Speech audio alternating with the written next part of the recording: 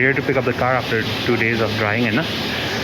2 दिन जति चाहिँ लाग्यो ड्राई गर्नलाई बिकज प्रपरली ड्राई नभएसम्म स्मेल आउँछ भन्ने डर थियो सो त्यही कारणले अब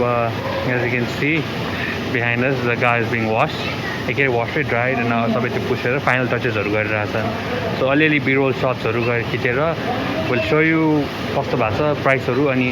त्यो भित्रको इन्टिरियर क्लिनिङ प्रोसेसहरू पनि खिचिरहेका छौँ सो त्यसको पनि तपाईँ क्लिप्सहरू will be in this part 2 of your video and I am Ankit Tuladhar from care of so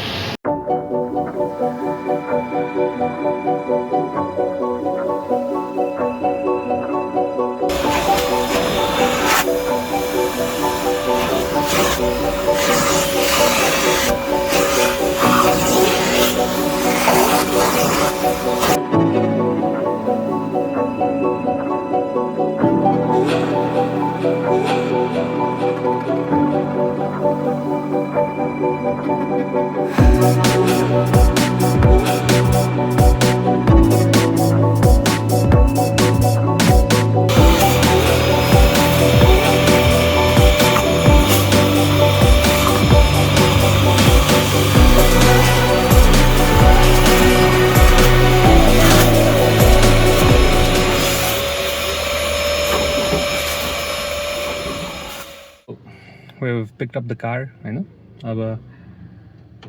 there is no smell त्यो जुन भिजेकोमा स्मेल आउँछ त्यो केही पनि छैन plus it looks really clean टिलिक्क टल्का छ सबै मजाले क्लिन गरिदिनु भएको छ सर्भिस सबैमा चित्त बुझ्यो राम्रो लाग्यो अनेस्ट रिभ्यू दिँदाखेरि चाहिँ अनि अब कस्टको कुरामा चाहिँ टोटल एभ्रिथिङ विथ यो एक्सटिरियर क्लिनिङ तपाईँले भिडियोमा देख्नुभयो एभ्रिथिङ यो सिट्सहरूदेखि यो सेन्टर कन्सोलहरूदेखि पछाडिको rear seats everything had to be removed होइन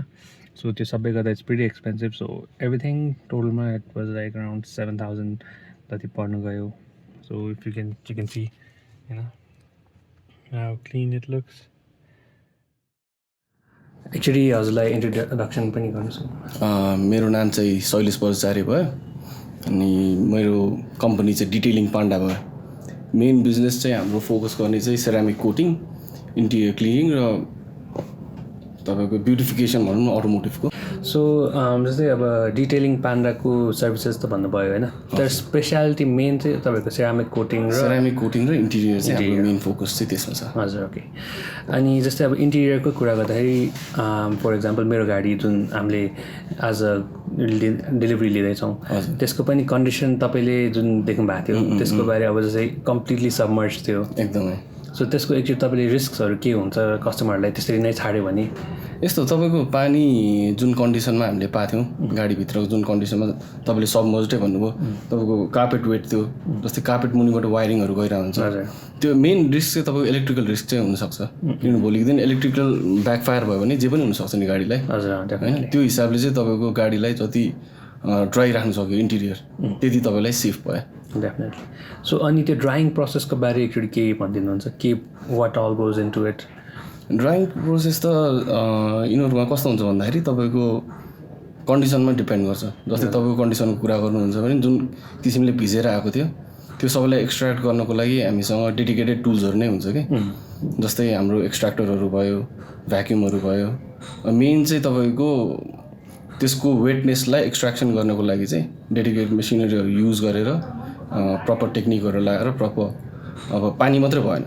पानीसँग तपाईँको जस्तै गाडीको कार्पेटहरूमा जुन पहिलाको फोहोरहरू हुन्छ त्योहरू पनि त त्यसमा जमेरै बसेको हुन्छ नि त पानीले गर्दा सर्टन टाइमसम्म भिजिसकेपछि त्यसलाई चाहिँ त्यो फोहोरलाई फुलाइदिने काम गर्छ कि त्यो फोहोर पनि निकाल्नु पऱ्यो निकाल्नलाई कसरी गर्ने भन्दा चाहिँ केमिकल्सहरू आउँछ त्यसकै लागि जस्तै डेडिकेटेड कार्पेटहरूको लागि भयो सिलिङहरूको लागि छुट्टै नै हुन्छ लेदर भिनाइलहरूको लागि छुट्टै हुन्छ त्यसको डेडिकेटेड केमिकलहरू युज गरेर नै हामी त्यसलाई एक्सट्र्याक्ट गरिदिने हो कि त्यसले के भयो तपाईँको फोहोर पनि निस्क्यो प्लस तपाईँको पानी पनि निस्क्यो सफा पनि भयो ड्राई पनि भयो कि at the same time so त्यही बिफोर दिस इन्टरभ्यू मैले I had a quick look गाडीमा अनि त्यही सबै टिलिक्क टल्किरहेको देखाएको थियो बिफोर के भन्छ नयाँ भन्दा नि फ्याक्ट्री भन्दा नि टिलिक्क